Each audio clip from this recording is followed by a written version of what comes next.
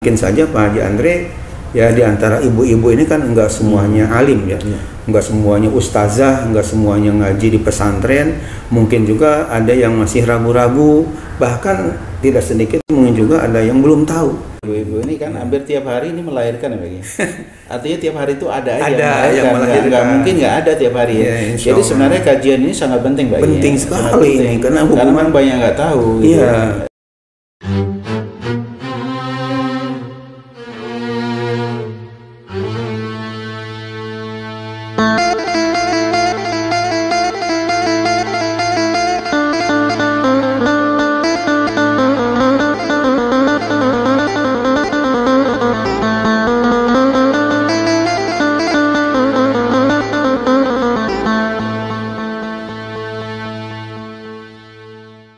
Assalamualaikum warahmatullahi wabarakatuh. Waalaikumsalam warahmatullahi wabarakatuh.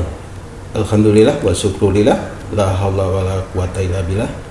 Allahumma sholli ala sayidina Muhammadin wa ala alihi wa sahbihi ajma'in, amma ba'du.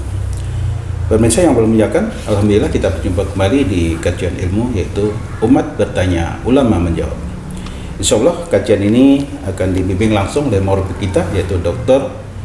Kiai Haji Ahmad Dimyati Badruzzaman MA. Beliau adalah pimpinan Pondok Pesantren Modern Darus Sholihin yang ada di wilayah Bedahan, Sawangan, Kota Depok, Jawa Barat, Indonesia, dan beliau juga sebagai dosen pasca sarjana di Institut Ilmu Al-Quran Jakarta, dan juga beliau sebagai ulama, sebagai Ketua Umum Majelis Ulama Indonesia Kota Depok. Satu lagi pemirsa, beliau juga sebagai Mufti Bimbingan Haji dan Umroh di NNA Group Jakarta. Ya. Assalamualaikum Pak Kiai. Waalaikumsalam warahmatullahi wabarakatuh. Sehat Pak Kiai ya? Alhamdulillah, mudah-mudahan kita diberikan kesehatan. Amin amin amin.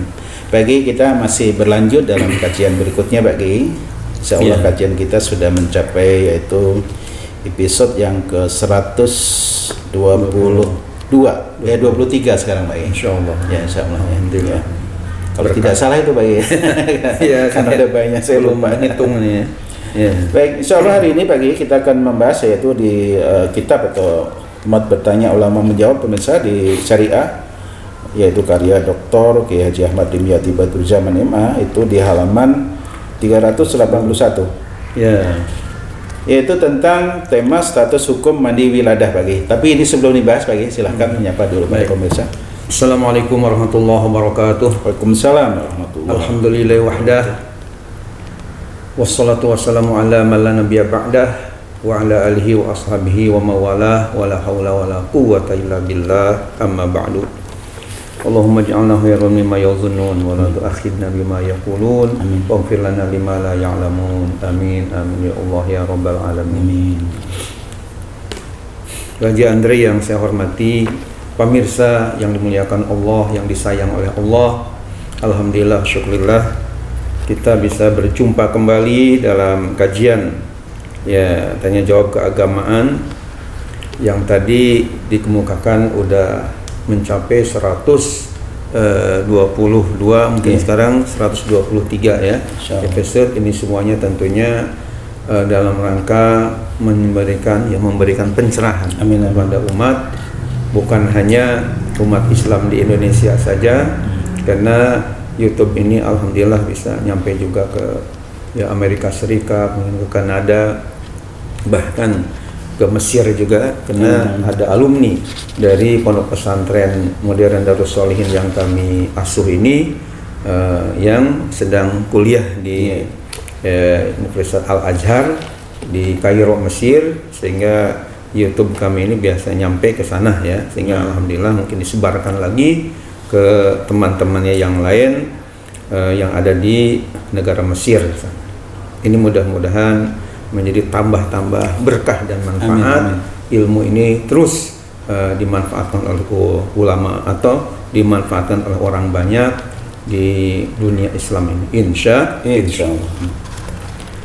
Selanjutnya Bapak Haji Andre dan pemirsa yang dimuliakan oleh Allah Subhanahu wa taala, saya juga mendoakan mudah-mudahan pemirsa terus diberikan kesehatan, Amin. Khususnya para wali santri Pondok Pesantren Modern Darus Sholihin, para santri yang sedang belajar, mudahan pada sukses, baik yang sedang belajar di Pondok Pesantren Modern Darus Sholihin maupun di Institut Ilmu Al-Quran Jakarta, juga para ulama, para kiai, para ustadz yang ada di Majelis Ulama Indonesia Kota Depok. Saya doakan mudah-mudahan pada sukses semuanya, amin ya Allah ya Rabbal Alamin. Silahkan Haji Andre untuk dibacakan tema sekaligus pertanyaannya. Baik, terima kasih Bagi. Baik pemirsa, selanjutnya kita insya Allah akan membahas satu tema, yaitu status hukum mandi wiladah. Pertanyaannya, bagaimana status hukum mandi wiladah atau mandi sehabis melahirkan? Ya, singkat Bagi. Singkat, silakan Bagi. Ya, baik, Bismillahirrahmanirrahim. Ini pertanyaan bagus dan penting untuk diketahui oleh umat Islam, khususnya para ibu ya. Iya. Karena ini ada hubungan dengan masalah wiladah. Wiladah itu artinya ya, mandi wiladah artinya mandi sehabis melahirkan. Karena yang melahirkan kan ya ibu-ibu ya. Ini penting untuk diketahui bersama. Nah, di sini saya sudah jawab dalam tulisan dalam buku ini, yakni mandi wiladah adalah hukumnya wajib. Artinya wajib itu ya mesti dilakukan ya. Dosa hukumnya kalau tidak dilakukan. Akan tetapi sekalipun telah mandi wiladah, telah mandi wajib ya, statusnya tetap masih berhadas atau belum bersuci. Dengan demikian masih dilarang untuk melakukan sholat ya ketika misalnya belum ya habis kaitan dengan nipasnya. Ya, karena dia dalam keadaan masih belum bersuci kalau misalnya masih dia dalam keadaan nipas. Kemudian kita lanjutkan. Jawaban kami ini sesuai dengan fatwa-fatwa para ulama di bawah ini. Jadi mengenai masalah mandi wiladah ini yang tadi dikatakan hukumnya wajib, apa dasarnya, bagaimana keterangannya? Ini ada para ulama yang telah menjelaskan. Antara lain misalnya yang saya kutip di sini adalah Imam Taqiyuddin Abu Bakar Al-Husaini ya. Imam Taqiyuddin Abu Bakar Al-Husaini ini telah berkata, wa minal asbabil mujibatil lil ghusli al-wiladatu. Artinya, dan di antara sebab-sebab yang mewajibkan mandi ialah melahirkan.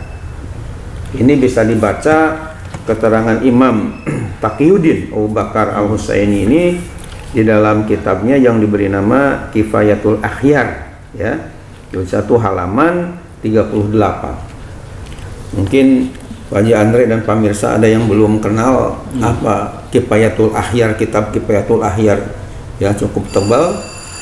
Ini nama kitabnya atau ini kitabnya yang diberi nama Kifayatul Akhyar yang dikarang oleh Imam Taqiyuddin Abu Bakar Al-Husaini.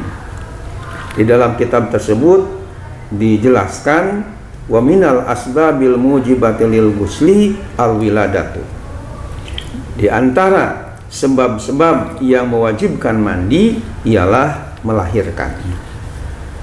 Yang kedua, selain ulama yang bernama Imam Taqiyuddin Abu Bakar Al-Husaini tadi adalah Imam Syekh Zainuddin Al-Malibari.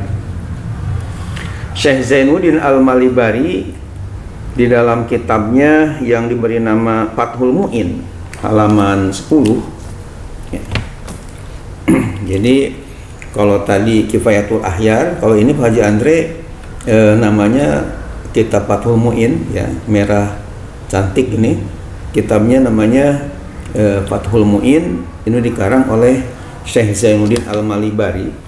Beliau di dalam di halaman 10 dalam kitabnya tersebut berkata begini, wa yajibul ghuslu aidon biwiladatin walau bila balalin.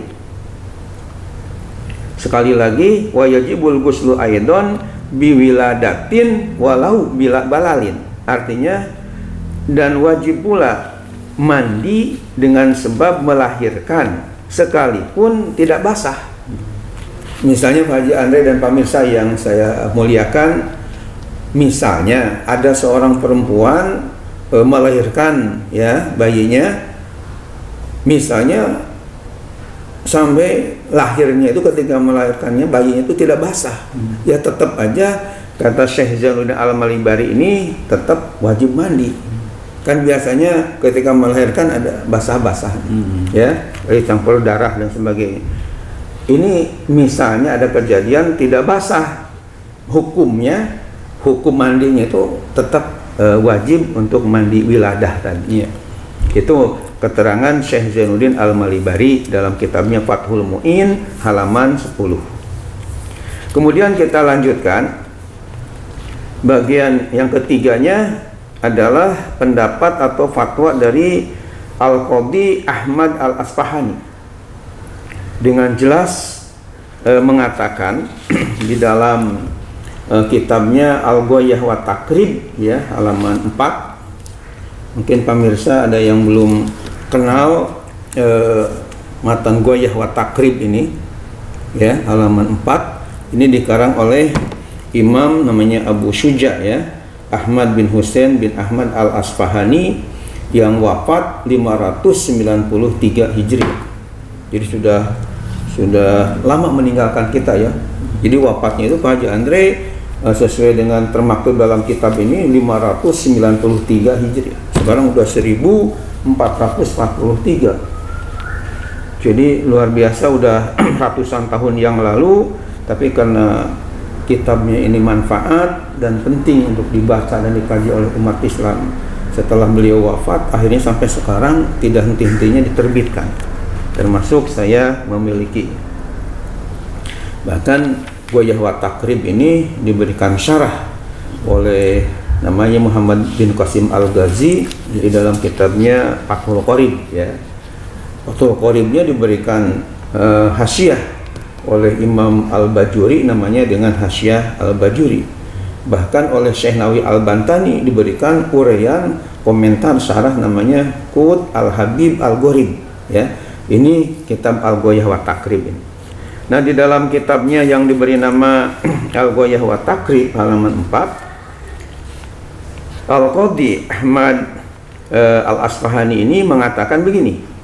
Walladzi yujibul ghusla sittatu asya'a.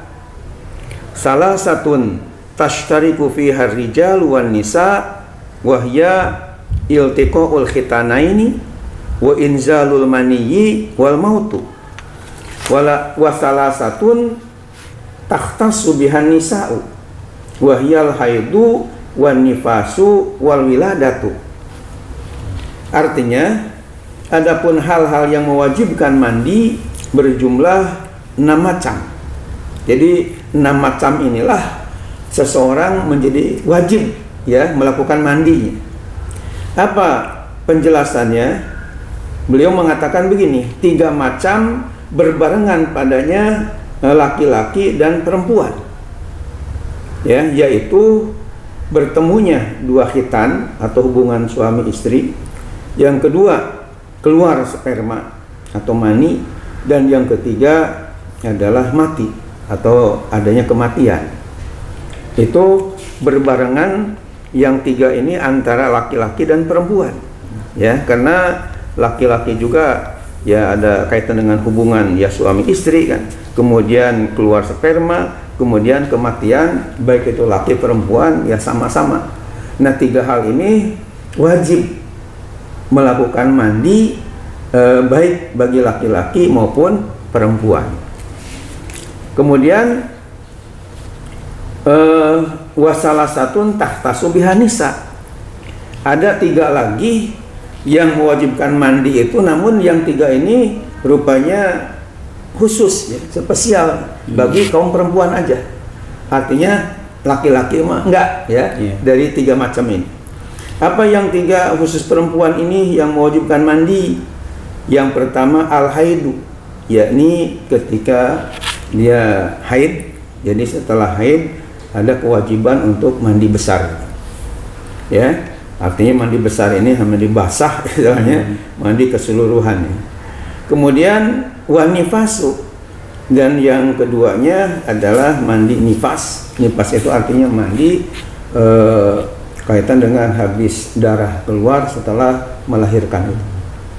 Kemudian yang ketiganya wal wiladatu, dan mandi wiladah, yakni mandi karena habis melahirkan. Berarti dari keterangan Al-Ghoyah wa Takrib ini, ya, yang mewajibkan mandi ini ada 6, ya. 3 berbarengan antara laki dan perempuan, yakni ketika ada bertemunya dua khitan, yakni ketika hubungan suami istri lah. Kemudian ketika keluar sperma, dan yang ketiga ketika mati, itu wajib untuk mandi, baik laki maupun perempuan. Namun yang 3 lagi khusus bagi perempuan, yakni yang pertama adalah haid, ya, ketika habis haid, yang kedua ketika selesai nifasnya, dan yang ketiga adalah ketika wiladah, yakni sehabis melahirkan. Jadi intinya ulama-ulama tadi memfatwakan habis melahirkan itu wajib mandi.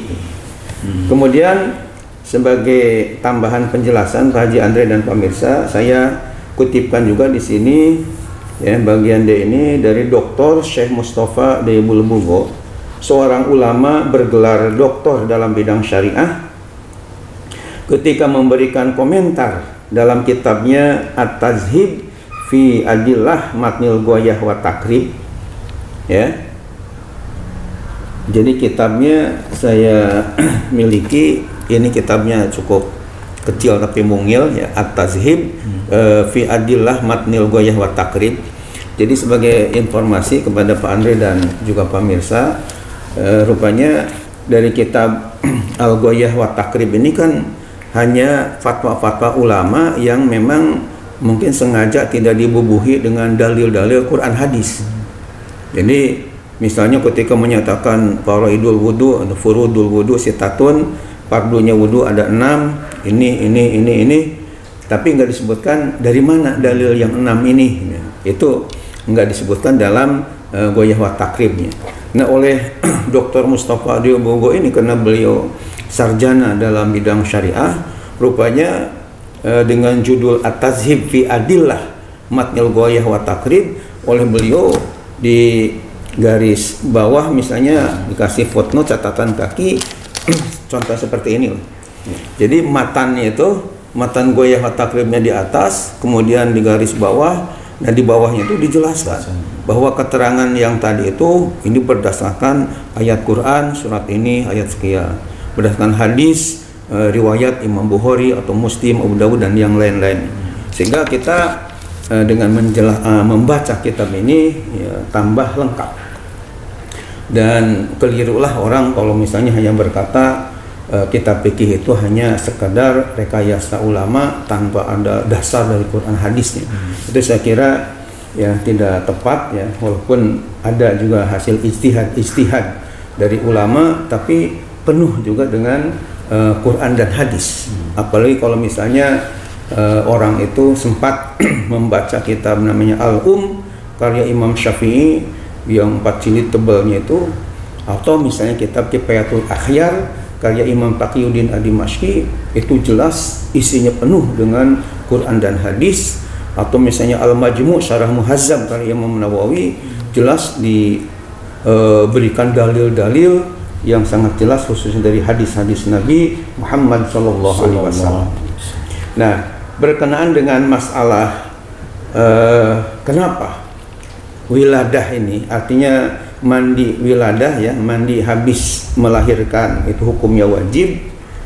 Dr. Syekh Mustafa Deybul Bugo ini seorang ulama yang bergelar doktor dalam bidang syariah, ketika memberikan komentar dalam kitabnya At-Tazhib fi Adillati Matnil Ghoyah wa Takrib, yang kitabnya saya sudah kemukakan tadi, ya, mengapa para ulama berfatwa bahwa perempuan yang melahirkan itu diwajibkan mandi. Beliau dengan tegas berkata begini, li'annal waladal kharija mun'aqidun min maniyyin, ya, wal ghaliba ayyahruja ma'ahu damun. Artinya adalah karena anak yang lahir itu terjadi atau berasal dari sperma. Lagi pula biasanya bersamaan dengan lahirnya anak tersebut keluar pula darah. Ini bisa dibaca dalam kitab At-Tazhib fi Adillah Matnil Ghayah wa Takrib halaman 23. Jadi Syekh Dr. Mustafa Tebul Bogo ini ingin menjelaskan kepada kita mengenai alasan gitu, sebabnya kenapa melahirkan anak kok diwajibkan mandi. Kan kita tahu kalau misalnya seseorang mengeluarkan sperma ini mewajibkan mandi. Nah, sementara kan anak ini pada dasarnya kan min nutfah ya. Jadi manusia diciptakan asal awal dari min nutfatin, dari sperma. Maka ketika anak lahir ya berarti karena awalnya asal dari sperma lah, maka diwajibkanlah untuk mandi. Itu. Jadi kesimpulannya sebagai ya khulasah terakhir bahwa mengenai pertanyaan tadi, bagaimana status hukum mandi wiladah, bagaimana hukum status mandi habis melahirkan, karena mungkin saja Pak Haji Andre ya di antara ibu-ibu ini kan enggak semuanya alim ya, enggak semuanya ustazah, enggak semuanya ngaji di pesantren, mungkin juga ada yang masih ragu-ragu, bahkan tidak sedikit mungkin juga ada yang belum tahu. Makanya dalam kajian kita yang masalah fikih ini kita jelaskan bahwa berdasarkan fatwa-fatwa ulama yang muktamad dan muktabar yang bisa dipegang pendapatnya ini, dan kitabnya jelas sekali, ada namanya, ada jilidnya, ada istilah halamannya. Kita sudah kemukakan tadi bahwa status hukum mandi setelah melahirkan itu adalah hukumnya wajib yang harus dilaksanakan. Demikian, mudah-mudahan bermanfaat. Akhirul kalam, assalamualaikum warahmatullahi wabarakatuh. Assalamualaikum warahmatullahi wabarakatuh. Ya, terima kasih Bagi. Ya. Baik pemirsa, khususnya pada kaum ibu ya Bagi. Ya, ibu-ibu ini kan hampir tiap hari ini melahirkan ya Bagi. Artinya tiap hari itu ada aja yang melahirkan. Nggak mungkin nggak ada tiap hari ya. Jadi sebenarnya kajian ini sangat penting Bagi. Penting sekali ini karena hubungan banyak nggak tahu. Iya, gitu. Hubungan dengan nanti kalau nggak mandi jadi dosa terus. Betul ya. Iya. Jadi yang melahirkan hari ini atau yang besok dan sebagainya atau seterusnya atau anak yang sekian ya, ini sebagai pedoman ilmu ya, insya Allah ini bisa dicerna dan insya Allah. Jadi, tentang mandinya mau air dingin atau air hangat itu teknis. Tapi yang jelas kita ada mandi. Harus ada mandi basah ya. Mandi basah. Baik. Ya, baik. Saya kira cukup ya pemirsa kajian kita hari ini ya. Insya Allah kita akan membahas pada episode berikutnya di kajian-kajian yang lain, dan kita tutup dengan doa kafaratul majelis. Subhanakallahumma bihamdika asyhadu an la ilaha illa anta astaghfiruka wa atubu ilaik. Terima kasih pemirsa atas perhatiannya. Kurang lebihnya mohon maaf lahir batin. Assalamualaikum warahmatullahi wabarakatuh. Waalaikumsalam warahmatullahi wabarakatuh. Terima kasih.